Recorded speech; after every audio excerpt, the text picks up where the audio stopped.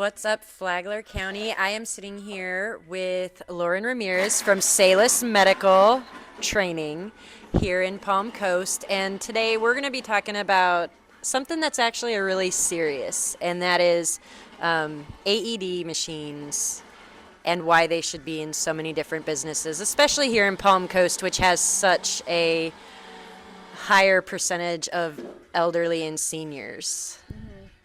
So, can you tell us about a little bit what is an AED machine for people who maybe don't know? Sure. So, an AED machine, so it stands for an automated external defibrillator machine. And essentially, so think of it like this. If this is your heart, our heart normally, it should normally beat, lub dub, right? That's a typical normal heartbeat. An adult, 60 to 100 beats per minute. Sometimes it goes into cardiac arrest.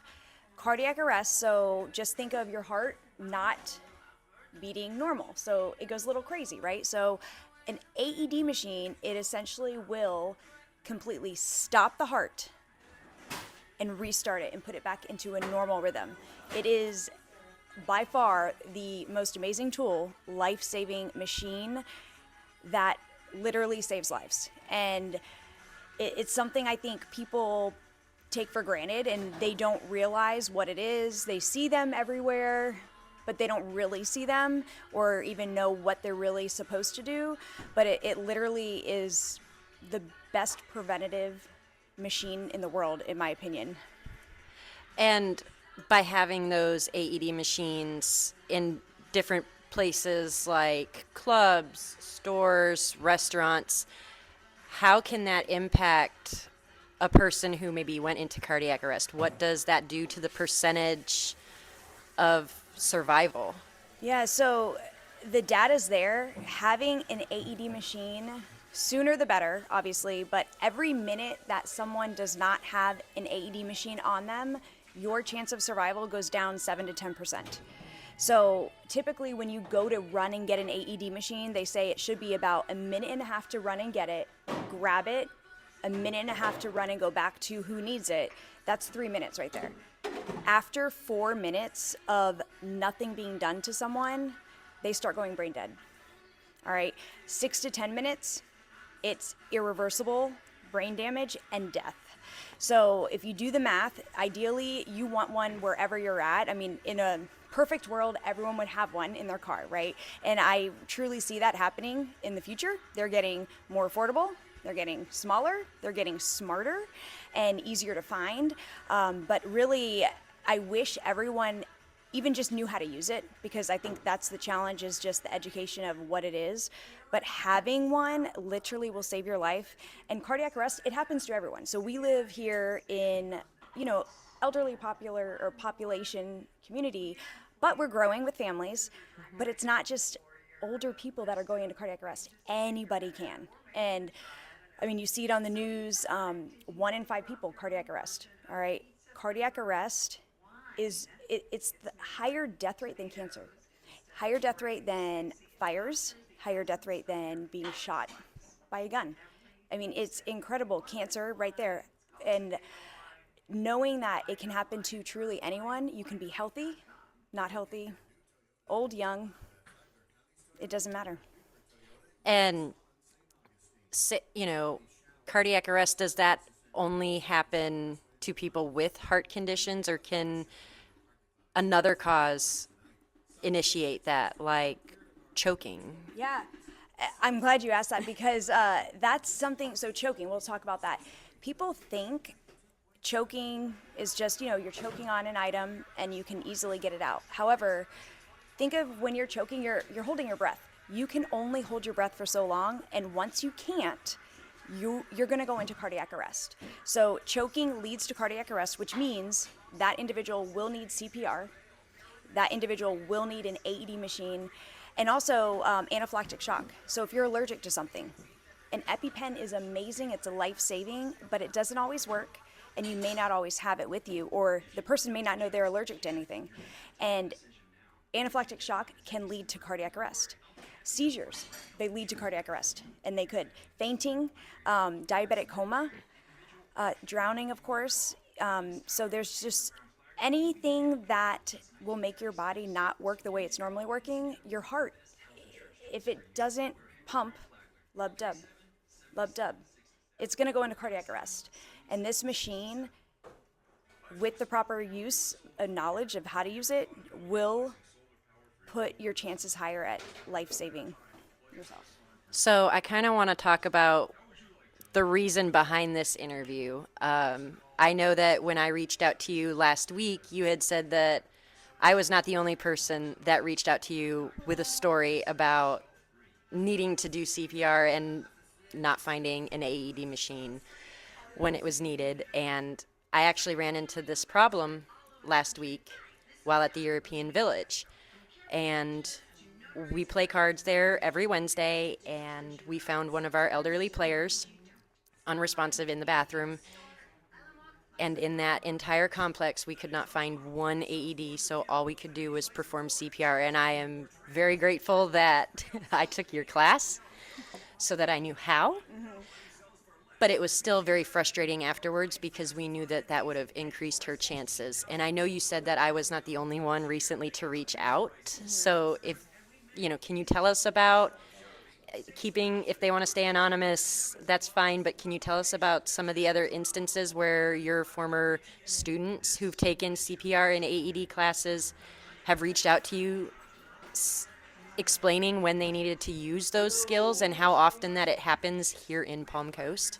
Yeah, and I've shared a few of the stories, and so this one sticks just right out of my mind.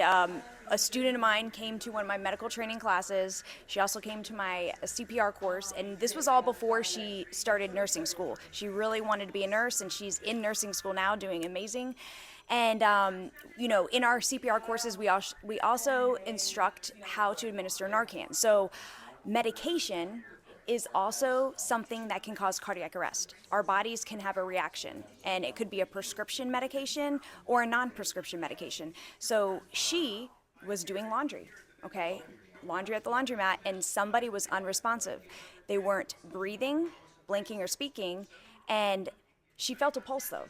So she's like, she had her training weeks before, and so she, immediately called for 911, asked if anyone had Narcan, and she knew that training. She was able to save this person's life with Narcan. AED machines, all right? There's a case here in Florida, a nurse, she was at a soccer game working, and a child had cardiac arrest on the field. She ran up to that child, obviously started CPR right away. She called for an AED machine. There was an AED machine 15 feet away from her. Not one person grabbed the AED machine for her. And, did they not see it? Did they not know what an AED machine was? I don't know. But that child did not make it. She performed CPR. And just the knowledge of knowing what it is. The one here in Palm Coast last summer, a mother of four called me. She was looking for a CPR class. She said she had a traumatic incident happen in her family. And obviously I'm like, yes, we offer them all the time. She came in, and after the class, she told the entire class about what happened. Her 8-year-old son, sitting on the couch, went into full-blown cardiac arrest. He has no known medical conditions, and to this day, no heart conditions that the doctors could find. She wasn't sure what was happening though. He went into cardiac arrest, but she said he just was sitting there with his tongue out, and she didn't understand, she's never seen this happen before. And, the 11-year-old, she said, go get the neighbor. The neighbor came in, started CPR right away, and she said it was about 2 minutes in. So he had 2 minutes of nothing. So he was unresponsive, so not breathing, blinking, or speaking for about 2 minutes. Chest compressions were done within 2 minutes.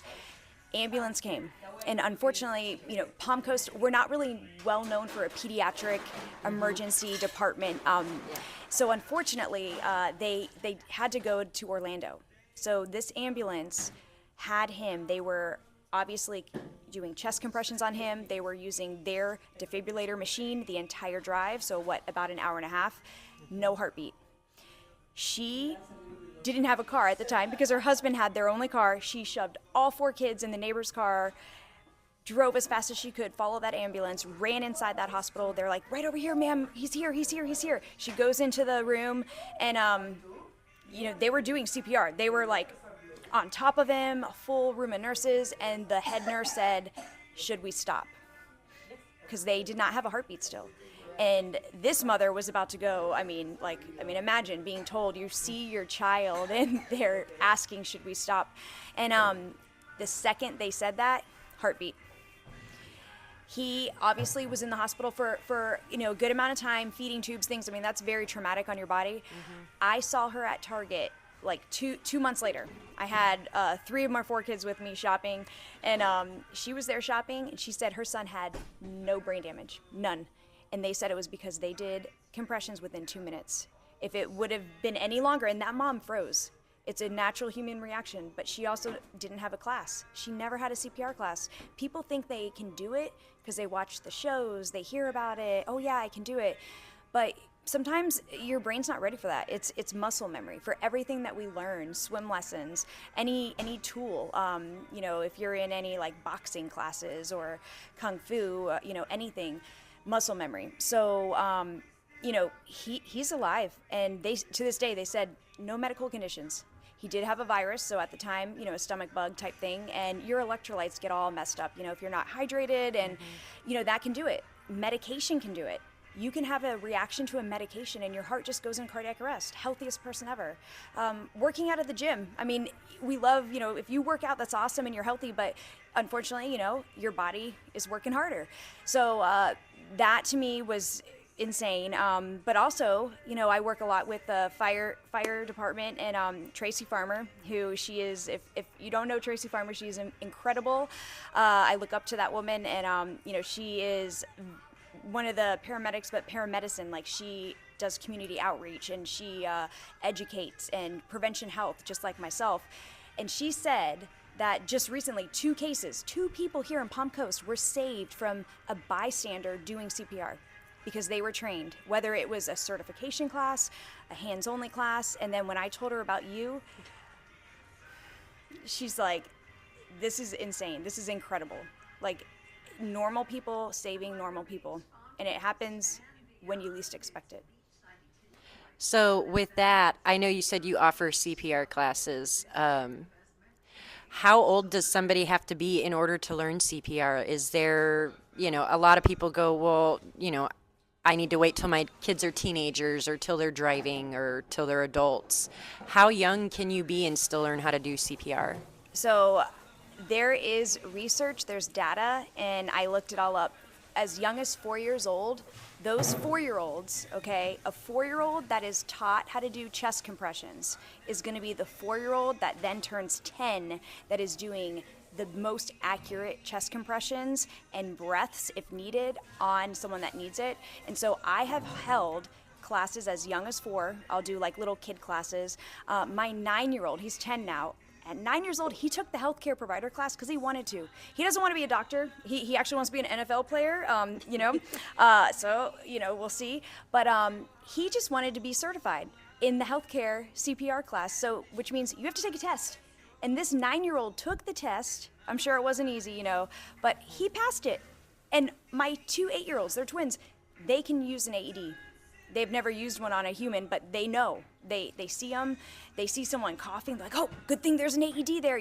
They understand. So as I would say, with the research to back it up, as young as 4, and then as old as you want. And, it's just the muscle memory. Even if you're not getting the credential, just practicing it and just knowing and being ready, and then it's on the top of your mind. Like if you see that someone may need it, then, just do it as young as 4.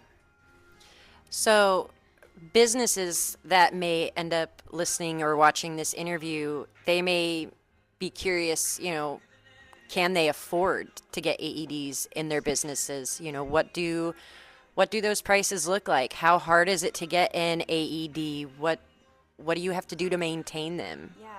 So I'll tell you, so think of an AED machine, so an automated external defibrillator. It's a mini computer, all right? It's a mini iPhone, but smarter, okay? So prices range. So it's one of those things where you can get them fairly cheap. So I am fortunate, I am a distributor, and my prices are incredible, okay?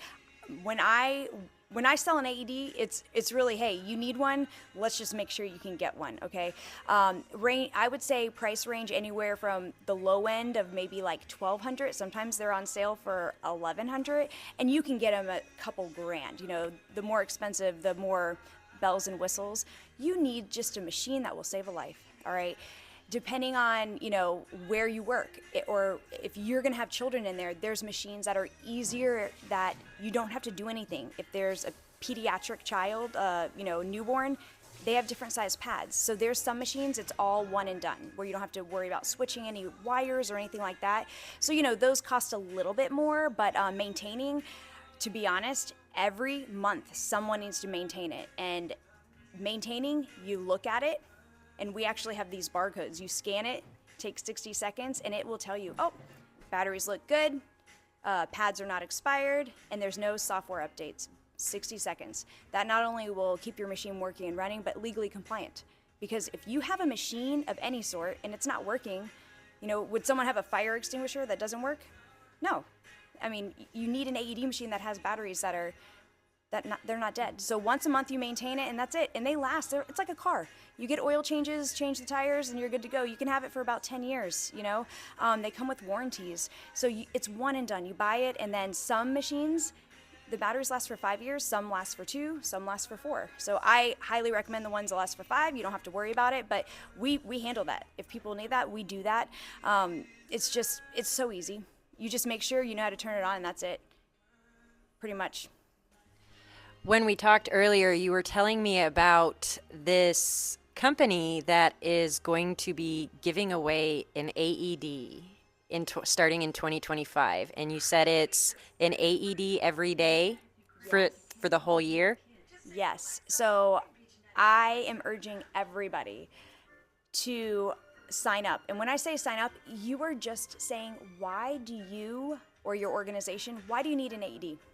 And if you win, right, they're giving away one AED every single day for the entire year. But not only just an AED, they're giving away an AED, and it's one of the best ones, the ones where it's one pad for adult, child, and infant. The batteries and pads last 5 years. They're also giving away the Life Vac, that choking mechanism, if anyone's ever seen that, a free class, a certification class. And there's a few other like bells and whistles they're throwing in there as well. But a maintenance program for free the whole year. Like the barcode scan, that's it. All for free. So like I would just highly recommend. And so we have that. It's smartheartaed.com. So and you can start applying now, and I highly recommend it. Do it now, because there is a deadline, and we want to do it. You want to apply before the end of the year, because they're going to start January 1st, free AED. January 2nd, free AED. And Damar Hamlin, the football player, he is a huge advocate for this program, and so much funding is being put into this because they want everyone to have an AED. It just saves so many lives, and it just makes sense. So why not just try? You know, if you have an organization, have everyone in your organization apply under that organization name, and you may be able to get that free AED. You also were talking about an event that you have coming up in February. Do you want to explain a little bit of that and what prompted you to put that together for the people in Flagler County? Yeah, so Tracy Farmer and I, like I said, we always are talking and throwing back and forth ideas, and we keep saying, you know, oh, we just need to get like a hands-only, a free class just for people to walk in, just literally walk in, and we'll show you how to do the compressions, we'll show you how to turn on an AED machine, and that's it. You don't, have to stay around, you don't have to pay money, and that's the thing. The challenge is people don't have the time. They may not have the funding to get a class, but we just have kept talking about it, and she told me about those 2 recent lives that were saved. I told her about the recent live here, and so she's like, let's just do it. So February 16th, we're focusing around like Valentine's Day, the heart. Poppy's Market is going to allow us to set up shop there. We're going to have a table from 10 to 4. And you come and go as you please. We'll have little certificates, for you, and you can just really learn how to do it the right way and just be prepared. And obviously the AED machines, we're gonna have those there so you can learn how to turn it on, and that's it. Where do you put the pads? And just hopefully educate. And then even if you can't come, we're hoping people see it, and it will just make them think about it more and more. And then the education aspect of it, if you do come, we're hoping you take that knowledge and share it with your friends and family that couldn't come, that keep putting it off. Is there anything else that you really want to add about the importance of learning these life-saving skills and having these AEDs in Palm Coast? Yeah, I mean, to be honest, it's the most affordable thing, because if you can get a group together and if everyone pitched in a couple bucks, if you don't win the free one, everyone pitch in $3. Get a group and get an AED and have it somewhere, and just know how to turn it on and make sure there's no dead batteries. I mean, just once a month, just check it out. Just don't be scared. Just educate yourself and educate others to know how to turn it on and use it. Well, thank you so much for sitting down with us and talking about such a serious topic. It's always scary when you find yourself in a situation where those things pop up and you have to make those split-second decisions. And the more people that learn how to handle those situations and the more equipment that can be placed out there, the more lives are going to be impacted. So thank you so much for sitting down to talk about the importance behind all of this. And we look forward to coming out and checking out your event in February. Thank you. Before we go, I want to say thank you, because you need to give yourself credit for what you did last week. Like, she saved a life. Like, when I say she saved a life, this life would not have been saved. This human would not be living today if it wasn't for you and the nurse that was there. And shout out to Kathy Lewis, retired ICU nurse. Yes. I would not have been able to do that all on my own, so she was integral in that. I mean, you never know when it's going to happen, and it typically, 74% it's outside of the hospital setting. So I'm proud of you and your fast acting actions. Well, thank you. And thank you again for sitting down and talking with us. Thanks. And thank you all for watching.